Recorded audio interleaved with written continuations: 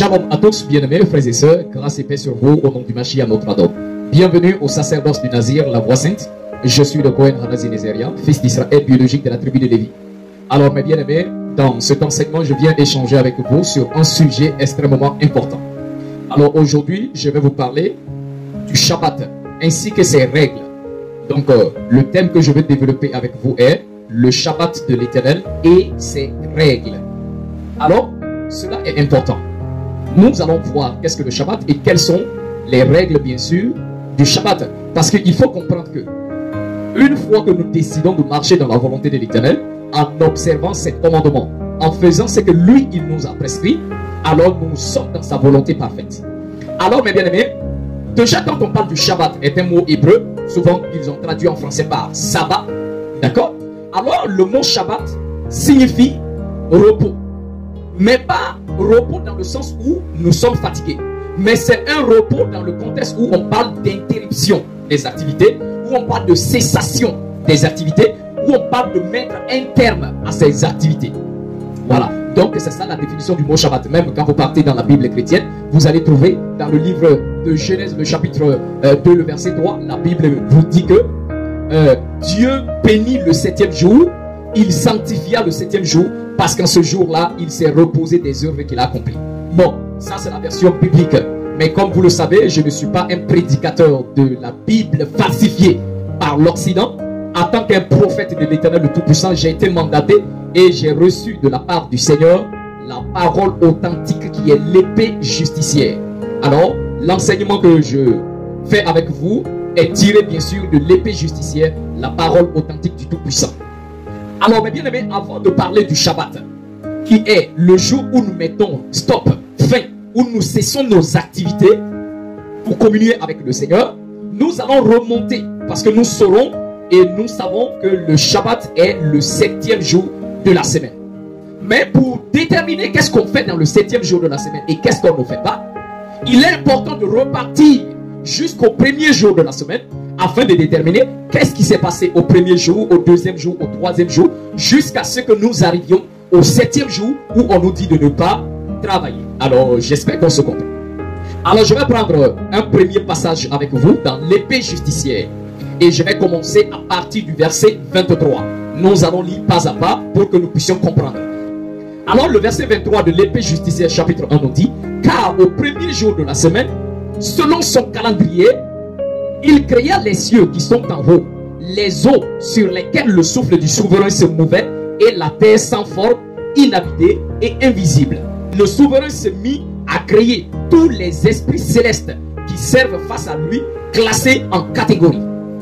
Donc, premièrement, le passage nous dit, au premier jour de la semaine, selon le calendrier de l'Éternel, pas selon le calendrier grégorien, parce que le christianisme utilise le calendrier grégorien pour rendre un culte à l'Éternel, pour respecter les rendez-vous du Seigneur. Mais ça, c'est se tromper lamentablement. Parce que le Seigneur n'a pas utilisé le calendrier grégorien pour pouvoir créer le ciel et la terre. Le calendrier grégorien a été inventé il n'y a pas trop longtemps. Donc le Seigneur a son calendrier à lui. Et c'est selon son calendrier qu'il va créer tout ce qu'on a autour de nous. Donc voilà pourquoi le verset nous dit, le premier jour de la semaine, selon son calendrier, il créa d'abord les cieux qui sont en haut. Après, il crée les eaux qui sont sur la terre. Et le souffle de l'Éternel se mouvait au-dessus des eaux. Et également, il va créer en troisième position la terre. La terre étant informe, inhabitée, même invisible. Ok? Alors, maintenant, le Seigneur va se mettre à créer tous les esprits qui vont le servir et il les classe en catégories. On se comprend. Donc, voilà le procédé du Seigneur. Maintenant, le verset 25 dit, il créa les séraphins, les serpents de feu, à 6 ailes qui se tiennent au-dessus de son trône, et les chérubins à 4 faces qui soutiennent le trône du souverain. Il créa les Elohim de la présence qui demeurent avec le souverain au 7e ciel pour servir et faire des apaisements auprès du Seigneur pour les péchés que commettent les justes par ignorance et oubli. Ils offrent de raisonnables parfums d'odeur douce et offrandes sans sang présentées devant le Seigneur. Alors le verset nous dit, le Tout-Puissant crée les séraphins. Les séraphins, ce sont des serpents de feu. Et ils ont 6 ailes. D'accord? Les 2 ailes qui les permettent de fermer leur corps, 2 ailes qui les permettent de fermer leur visage, et 2 ailes qui les permettent de s'envoler. Donc le Seigneur va créer également des chérubins qui sont bien sûr des êtres à 4 faces. La face de l'homme, la face de l'aigle, la face du lion et la face de taureau. Donc voici les chérubins. Donc ce sont les chérubins qui soutiennent le trône du Seigneur, c'est-à-dire le trône de l'Éternel qui est au 7e ciel est posé sur la tête des 4 chérubins. Alors ces chérubins qui ont 4 faces bien sûr. Une fois que le Seigneur crée les chérubins, il va également créer les ophanimes. Les ophanimes, ce sont des roues, ils sont comme des pneus. D'accord? C'est 2 roues, mais l'un à l'intérieur de l'autre bien sûr. Et ces roues sont remplies d'yeux tout autour. Vous voyez? Alors ce sont les ophanimes. Donc ils sont au 7e ciel. Et le Seigneur crée des esprits dans le 7e ciel. Et leur rôle c'est quoi? Ils font des apaisements. Ils présentent au 7e ciel des offrandes à l'Éternel. Mais attention, les offrandes qui ne contiennent pas du sang. Ok? Donc ils offrent à l'Éternel des offrandes pour les péchés que le peuple saint a commis sans faire exprès ou soit par oubli. Il y a tous les péchés qu'on commet sans faire exprès ou soit parce qu'on a oublié. Donc ces anges et ces esprits-là présentent à l'Éternel les offrandes pour ça, pour que le Seigneur pardonne son peuple bien sûr. Alors le verset 29 dit, là au 7e ciel sont aussi les Elohim messagers, c'est-à-dire les dieux messagers de l'Éternel, d'accord, et louange au Seigneur. Alors les Elohim messagers, ce sont des esprits qui viennent vers les esprits qui ont présenté à l'Éternel les offrandes là. C'est-à-dire quand le peuple a commis un péché par ignorance, donc eux ils se mettent à supplier le Seigneur pour que le Seigneur pardonne les péchés que le peuple a commis. Maintenant, une fois que le Seigneur exauce leurs prières, le Seigneur les écoute, alors le Seigneur suscite, d'accord, les Elohim messagers pour aller vers eux pour dire, ça suffit, c'est bon, le Seigneur a pardonné leurs péchés. Donc eux ce sont les Elohim messagers. Ils sont également au 7e ciel. Alors, ce sont tous ces esprits-là qui forment bien sûr le conseil du tribunal céleste. D'accord? Et même vous allez trouver ça dans le livre de Psaume. Psaume le chapitre 82. Et à partir du verset 1, il est écrit, Psaume d'Asaph. L'Éternel se tient dans l'assemblée des dieux. Il juge au milieu des dieux. Donc l'Éternel se tient dans une assemblée. Donc l'assemblée des dieux. Et il juge au milieu des dieux. Alors c'est son conseil. C'est le tribunal céleste. Donc voici les êtres du 7e ciel. Alors maintenant du 6e ciel jusqu'au 4e ciel, le Seigneur va créer des esprits. Le premier groupe d'esprits, on les appelle les trônes. Le deuxième groupe d'esprits, on les appelle les dominations. Le troisième groupe, on les appelle les dignités. Et également, le 4e groupe, on les appelle les autorités. Alors ceux, on les appelle les esprits de sanctification qui forment le gouvernement de l'Éternel. Ok? Ils forment le gouvernement de l'Éternel, le Tout-Puissant. Donc voici ces catégories d'esprits appelées les esprits de sanctification. Ok? Maintenant, si nous descendons au 3e ciel, le Seigneur va créer les esprits qu'on appelle les principautés. Donc les principautés sont les chefs des armées qui feront vengeance bien sûr sur les esprits de Satan au jour du jugement dernier. C'est-à-dire le Seigneur a créé les principautés et leur rôle est de pouvoir venger le Seigneur au jour du jugement dernier contre Satan et tous ses démons. Donc voici leur rôle, ce sont les principautés. Alors, dans le même 3e ciel, c'est là qu'il y a la nouvelle terre, la nouvelle Jérusalem, qu'on appelle communément le paradis. D'accord? C'est là que ça se trouve, au 3e ciel. Alors si nous descendons au 2e ciel se trouvent les archanges. Les archanges sont également les esprits qui vont venger le Seigneur. D'accord? Contre tous ceux qui sont les sans Torah, les sans loi. Alors le Seigneur a suscité sur les archanges qui le vengeront contre bien sûr tous les sans Torah, tous les sans Torah, tous les sans loi. Et l'instrument utilisé, les instruments qui seront utilisés lors de leur punition, la parole dit qu'il y a le feu, il y a la neige et la glace, préparés bien sûr pour le jour du jugement. Alors au premier ciel, il y a les puissances. Les puissances sont perçues comme les défenseurs de l'ordre cosmique. Alors voilà les êtres bien sûr qui sont au premier. Maintenant quand nous quittons les cieux, c'est-à-dire nous quittons les cieux, hors les cieux, le Seigneur va commencer à créer les esprits. Des anges qui doivent contrôler le vent. Le vent est géré par les anges du Seigneur. Alors on appelle les anges du vent. Le Seigneur va créer les anges des nuages, ceux qui contrôlent les nuages. Le Seigneur va créer les anges qui contrôlent la noirceur, la neige, le cristal glacé. Il va créer également les anges qui contrôlent la grêle, les anges qui contrôlent les voies des tonnerres, les éclairs, les anges qui contrôlent le froid, le chaud, les anges qui contrôlent le printemps, les anges qui contrôlent l'été, l'automne et l'hiver, également tous les esprits qui sont dans les cieux et sur la terre. Le Seigneur les crée chacun selon son rang. Comprenez que nous sommes toujours ici le premier jour de la semaine. Tous ces travaux sont effectués le premier jour de la semaine. Alors, le Seigneur va également, une fois qu'il a fini de créer tous ces esprits, le Seigneur va maintenant les mandater. Le Seigneur va dire à tous ces esprits-là, alors moi je m'arrête là, je vous donne l'ordre, le mandat de créer maintenant tous les autres éléments qui seront dans le monde. Et c'est comme ça, les esprits créés, qu'on les appelle les dieux, alors les dieux vont se mettre ensemble et ils vont créer bien sûr les abysses.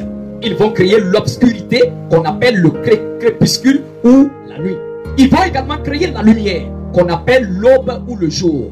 D'accord? Alors tout cela créé selon le bon plaisir de l'Éternel. Alors une fois que cela est effectué, les dieux vont continuer à créer les ténèbres. C'est pas Satan qui crée les ténèbres. Les ténèbres, ce sont également les éléments qui doivent être dans le monde pour le bon fonctionnement. Les ténèbres n'ont rien à voir avec Satan et le diable. Alors, les dieux créent les ténèbres.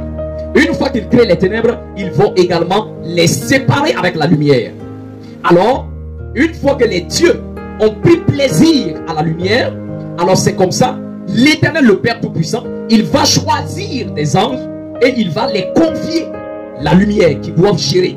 Et ils avaient un chef qui s'appelait Ben-Shahar, on appelle ce que vous avez appelé Lucifer. Lucifer, ça veut dire porteur de lumière. Donc les esprits, les anges qui devaient s'occuper de la lumière avaient leur chef.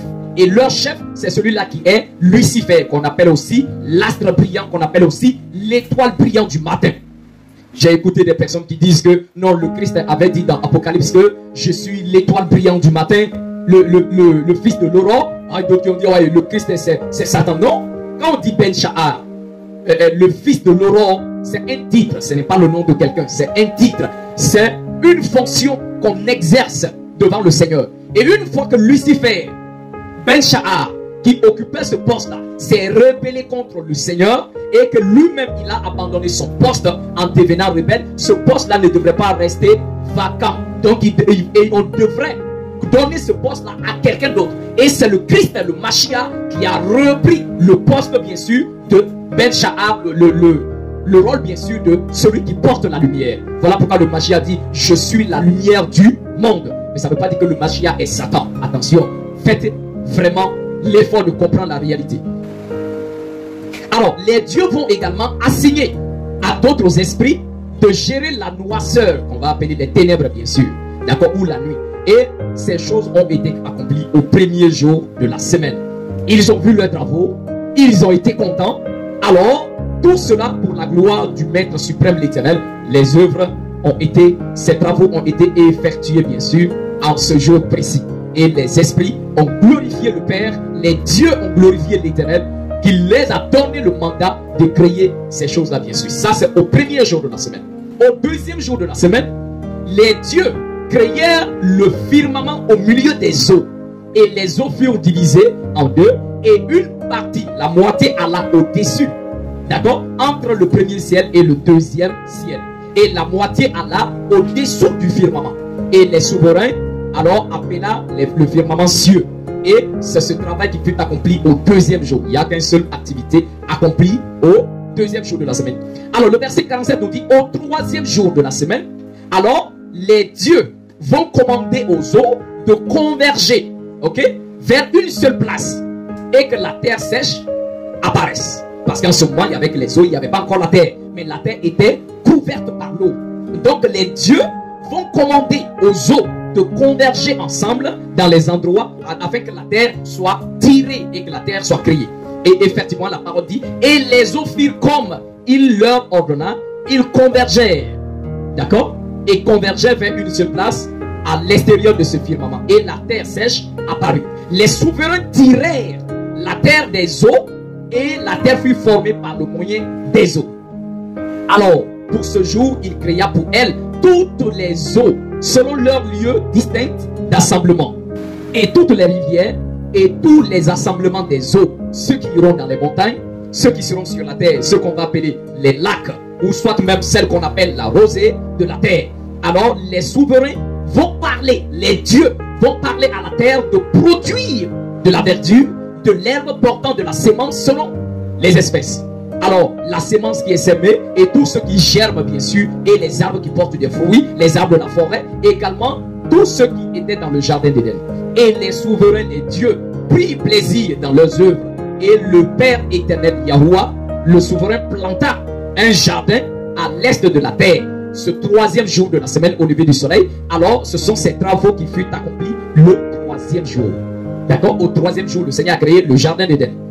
Alors le verset 56 nous dit, et au quatrième jour de la semaine, les dieux créèrent le soleil, la lune et les étoiles, et les plaça dans le firmament du ciel, pour donner leur lumière sur la terre entière, et dominer sur le jour et la nuit, et séparer la lumière avec la noirceur, pour qu'ils deviennent bien sûr des signes pour les temps fixés, pour les jours, pour les années, pour les saisons. Et les dieux vont appointer le soleil comme le grand signe, d'accord, pour les jours de la terre, pour les repos, pour les mois, pour les fêtes, pour les années, pour les jubilés et les saisons des années. Et cela divise la lumière de la noirceur pour la prospérité, afin que toute chose qui pousse sur la terre prospère et grandisse. Ces choses furent accomplies, ils créèrent ces travaux au quatrième jour. Donc au quatrième jour de la semaine, les dieux créent le soleil, la lune, les étoiles pour éclairer la terre, mais spécialement, les dieux vont appointer le soleil. Ils vont prendre le soleil comme le point central qui nous permet d'établir un calendrier. Pourquoi établir un calendrier sur la base du soleil et non de la lune? Premièrement parce que les dieux, entre ces luminaires, c'est le plus grand luminaire qu'ils choisissent, qui est le soleil. Donc le soleil devient le luminaire qui est choisi, afin de pouvoir créer bien sûr un calendrier. Pourquoi? Regardez un peu les planètes. La Terre tourne autour du soleil, et la lune tourne autour de la Terre. Mais vous voyez que parmi toutes les planètes, le soleil est au centre. Le soleil est fixé. Le soleil ne bouge pas. Ne vous laissez pas tromper par le langage que nous utilisons. Le soleil s'est levé, le soleil est allé se coucher. Le soleil ne se lève pas, le soleil ne se couche pas. D'accord? Ce mot est employé juste parce que le matin, en regardant, on voit le soleil qui quitte là-bas et puis ça va se coucher. Donc, tout simplement, il faut comprendre que c'est nous qui tournons autour du soleil. Et la lune tourne autour de la terre. Donc, vous voyez que la lune n'est pas constante, tout comme la terre n'est pas constante. Seul le soleil est constant, fixé à un seul endroit. Il ne bouge pas. Donc, étant fixe, c'est pour cette raison que les dieux vont appointer le soleil pour être bien sûr le point central afin de pouvoir bien sûr créer un calendrier. Je prends un exemple, c'est comme quelqu'un prend un compas, d'accord, pour essayer de faire un cercle. Vous voyez que quand on prend le compas, il y a le point qu'on doit fixer au milieu et puis maintenant l'autre tourne autour. Alors s'il n'y a pas un point fixe du milieu, vous voyez qu'on n'aura pas de cercle. Donc le soleil est le centre pour pouvoir créer un calendrier. Alors voilà pourquoi ceux qui utilisent un calendrier lunaire, alors ils sont dans l'erreur. Et justement, c'est là pourquoi les jours, les fêtes qu'ils célèbrent ne seront jamais fixes, bien sûr. Alors il est important. Le calendrier de l'Éternel est un calendrier solaire de 364 jours. Cela n'a rien à voir avec le calendrier grégorien. Alors, je continue. Le verset 63 nous dit, et au 5e jour de la semaine, les dieux vont créer bien sûr les monstres aquatiques dans les profondeurs des eaux, car ce fut les premières choses de chair qui furent créées de leurs mains. Donc, au 5e jour, les dieux créent les monstres aquatiques. D'accord? Ils vont créer les poissons qui se meuvent dans les eaux et les oiseaux qui volent, bien sûr, selon leur espèce. Ils vont également, alors, demander que le soleil brille sur eux pour leur prospérité afin qu'ils se multiplient. Également, ce même 5e jour, et les dieux ont béni les êtres qu'ils venaient de créer. Alors, ils ont dit, portez du fruit, multipliez-vous, remplissez les eaux de la mer. Et également que les oiseaux se multiplient sur la terre. Alors, ces choses ont été accomplies au 5e jour.